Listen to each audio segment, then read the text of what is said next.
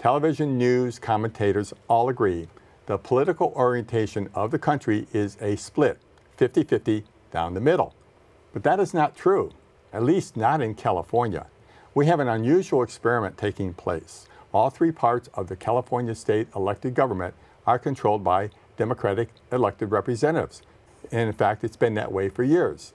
So the question is, with a clear supermajority of one party in California state government and a state government with $98 billion in the bank, why do we have so many unresolved problems? Homelessness, a rise in violent crime, low academic performance in our schools, and open drug use in our communities. We spend more than half of our budget annually on education, yet our teachers are still underpaid. We have a widening achievement gap, and we're dropping enrollment.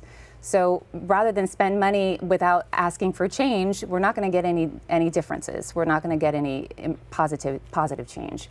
My name is Jim Connor. Welcome to Game Changers Silicon Valley.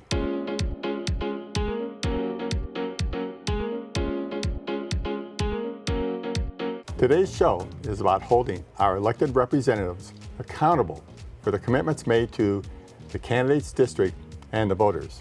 My guest is Liz Lawler, who is running for the Assembly in the California 28th District. Liz, welcome to the show. Your journey in running for political office is unique. Can you give us a little bit overview of what happened in your life to make you say, I'm going to do something about it? Well, sure. It actually happened organically with potholes. I literally fell into potholes. Our street was riddled with them, and so my neighbors and I got together and we lobbied our city, which then resulted in the creation of the Better Streets Commission, to which I was then appointed. We then created a program to annually set aside funds to identify and repair roads that needed the most repair, and that ultimately morphed into a run for council. I was elected in the top vote getter. I've served as mayor. And now I see another problem, and I want to fix it, and now I'm running for state assembly. How long were you mayor or on the city council? I've been on the city council for 4 years and served as mayor and vice mayor each for 1 year. What are the greatest insights you've gained from that experience on city government? Well, it's learning about how to work collaboratively with others and learning to take public testimony and make difficult land use decisions. And it's also about the fiduciary duty we have as electeds to take our personal feelings out of a decision and take that testimony and make the decision that makes sense, that's right for the community. Well, one of the big issues that you've talked about, and I've been to one of your events last week, thank you for inviting me, was education. Yes. And you know, I'm amazed myself. You quoted, I believe, California ranks 45th or 46th in all state governments across the nation, all states. I mean, how does this happen? Can you give us a little thought about that? Well, you know, we have a system that is system-centric, not student-centric. We have a very powerful teachers union that is in control. We spend more than half of our budget annually on education, yet our teachers are still underpaid. We have a widening achievement gap, and we're dropping enrollment. So rather than spend money without asking for change, we're not going to get any differences. We're not going to get any positive change. So we have our literacy rate in California is 23%. It's the lowest in the country. So that's 23% of our 15 and over population cannot read. And according to the DOJ, 70% of inmates cannot read beyond the 4th grade level. So there's a direct correlation between the inability to read and delinquency. So if we really want to solve our crime issues and homelessness and addiction, it all begins with education. Are there specific policies or programs that you would follow to start to change this? It's a big problem, so I don't know where you would start. Yeah. I would immediately start with legislating for school choice, because that is something that we can do now. We can provide those families with the funds they need to put their children in schools that make sense for them. I would then also legislate to promote and incentivize creation of charter schools. I'd love to see our public school system transition to that model, because it's publicly funded, however, it's privately run. So it's free from the bureaucratic red tape, it's free from union control, and the money goes directly to the students. I also think that we need to reimagine how we pay our teachers. It should be pay for performance. Obviously, that's what we do in the private sector, and it works. And I think we really need to reform the tenure system. We can no longer have teachers getting tenure after 2 years. Tenure should not be permanent, it should be probationary. We need to make sure that teachers are incentivized to continue to do the good work that they do. You know, frankly, we're in Silicon Valley here. This is a very expensive area to live. Yes. And teachers are still in the $60,000, $70,000 range at this point. Do you have any thoughts about that? Oh, it's difficult. Yeah. I think a lot of the, we look at all the administrative costs and where that money is going, and my understanding is something like 80% of the money that goes to our schools goes into administrative. So it's not going to our teachers. Yeah. So that has to change. So again, taking the path of charter schools and others, we can free up those monies, go directly more to our teachers. Yep. So part of my introduction, and I just sort of came to this conclusion looking at what our state government is comprised of, meaning Gavin Newsom's Democratic governor. I believe there are 40 Senate seats, I believe, and Republicans have 13 of them only. And I believe there are 79 assembly seats, and I don't remember the exact count, but it's pretty small. Yeah. Meaning that anything can be passed, any law can be passed by the California legislature because they already have a supermajority. That's right.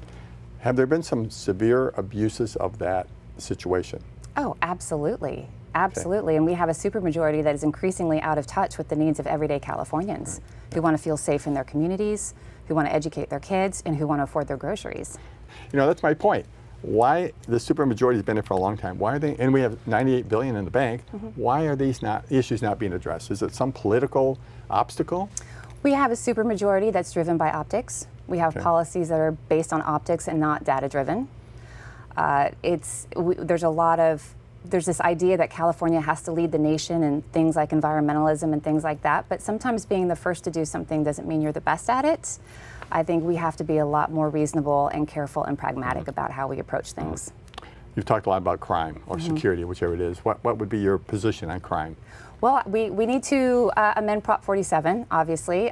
There's been the trifecta of bills, AB 109, Prop 47, which was peddled to us as the Safe Neighborhoods and School Act, which is anything but, and Prop 57, which created a rotating door of repeat offenders coming in, early release programs. Can I ask you about 47? Sure. What is that? What's that about? I just don't know. Well, what it did is it raised the theft threshold. Oh yeah, that's a $950. To $950 from $400. Yeah. And in so doing, it's obviously just, it's removed those consequences for crimes, and it's I mean, I incentivized it. Right, I have another person on some months ago. He said, it's gang of 10, go in, and each one steals $700 and $800. It's a misdemeanor. They don't even bother. Right. No one bothers. Just walk out the door. Right. And it didn't work out right. What's 57? 57 was created a revolving door of repeat offenders, so early release. And there's also a lot of what California considers nonviolent, things like sexual assault. That's also, we need to reclassify those as violent, so that there's some of that language that we need to address as well. We need to basically reinstitute consequences for crime, punish felons with guns, and stop the early release of repeat offenders. We need to prioritize our law-abiding residents and our victims over criminals. I mean, I love the philosophy, the basics of good quality of life. Homelessness is another one. I don't know. I don't have a solution for homelessness. I know a lot of it's mental. A lot of it is other conditions. Do you have any particular insights? I don't think there really is a solution necessarily, but we can certainly mitigate it. Prop 47, for example, exacerbated the homeless population because of the way it was written. It took away the ability of the courts to mandate addiction programs as a punishment. So they would take the shorter sentence versus being in an 18-month addiction program. So that's only exacerbated the homeless problem. I think that Care Court is a good step forward because there is recognition that compelled care needs to be a piece of the solution. As you know, in the 60s, progressives and the ACLU led efforts to close down our psychiatric care facilities. So now we're living with the consequences of that. So compelled care needs to be a part of it. And I do believe in empowering families with something like temporary conservatorship so that they can care for their loved ones who are experiencing homelessness or addiction. I think that will play a big role, and I think expanding, and then again, in the 80s, monies were shifted away from shelters towards housing, so cities don't have the shelter resources anymore, and so we really need to rethink that. These are pretty practical solutions that I think would have broad support among the population, no matter where you're coming from. Maybe the extremely far left wouldn't go for it, and I'm just not sure why the political arms and political representatives are not seeing we got to do something. It's mind-boggling, but that's why we need to restore balance.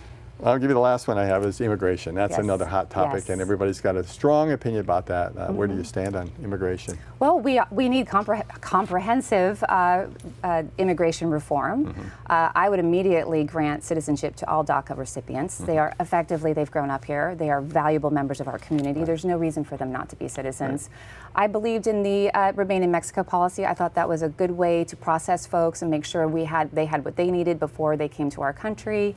But again, we have to make the pathway to citizenship easy. It's so expensive.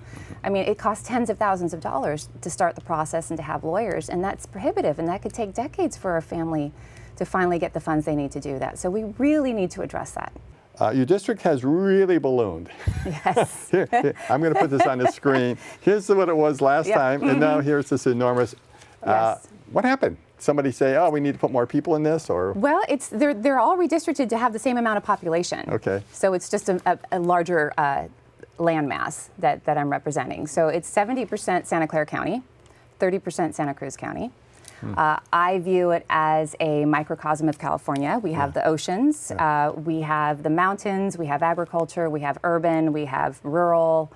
In fact, I'm going to a rodeo on Sunday. Yeah. So it's really a microcosm of California.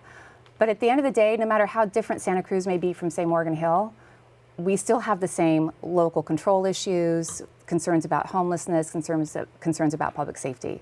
You just met Gary Kremen here, who Santa Clara Water. Did you know Gary Yes, from I before? did. Yeah. Oh, you did? Yeah, Okay. I serve on Valley Water Commission. Oh, you do? As an elected official for my city. I thought you guys were meeting for the first time and No. having a great powwow. No. Okay, great. Okay, so it's a kind of a tough election. You've got, I looked at the Ballotpedia. My God, there's so many registered Democrats. There were 4 people in the primary. 3 were Democrats, you were the Republican. Yeah. And that splintered the vote. You got in the top 2, so you're running. Any thoughts about addressing the strong Democratic registration? Are the Republicans not showing up, or they're not registering? You have probably the independent vote. Yes. Is there a strategy of how you're going to win the election? Well, that's just it. I truly believe that most of us reside in the middle, whether you're just left of center or just right of center, like myself. And we're not being heard. We're not part of the conversation. And that's what's really resonating with folks, is that we're tired of the noise happening on both sides. We all just want to be reasonable. We all want the same things. It's how we get it delivered is where we differ. And so that's really where I'm going with that. And that's the overall mood that I'm getting. People want common sense, rational, pragmatic problem solvers that work well with others. And in fact, I have committed to join the Problem Solvers Caucus in Sacramento. I am a founding member of the Problem Solvers California group of candidates. Great. Is there anything you'd like to add at the end here? You have Gail Pellerin, you have a candidate there. Yeah. She's not elected before. She has she worked in Sacramento, I believe. Any comments about your opponent? Well, the difference between my opponent and myself is that my opponent has only had executive experience. She's been in the public sector for a long time, and however, she's got no governance experience, and that's where I differ. I actually have had to weigh public testimony. I've had to make difficult land use decisions. I've had to make decisions on behalf of our community. I understand the challenges that cities face, and that's what I can bring. It's the governance experience that I have. And that'll make a difference. Okay. Liz, I really want to thank you for coming in tonight. I think you're an outstanding candidate. Is there a way that people who want to follow up with you can do so? Absolutely. Well, first of all, thank you for having me and giving me the opportunity to answer questions today.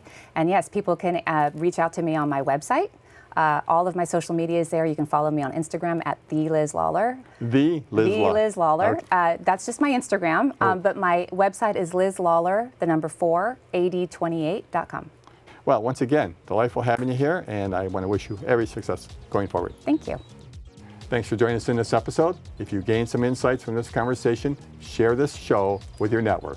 You can comment or view the complete library of all shows at our website, GameChangers.tv.